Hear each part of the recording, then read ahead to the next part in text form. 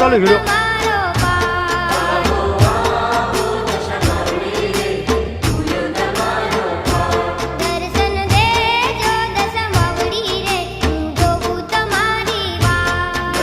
બાર મહિનામાં એકવાર આવે છે અને દુઃખ લઈને જાય છે અને સુખના ભંડાર ભરી દેશે. એ બીજું કોઈ નહીં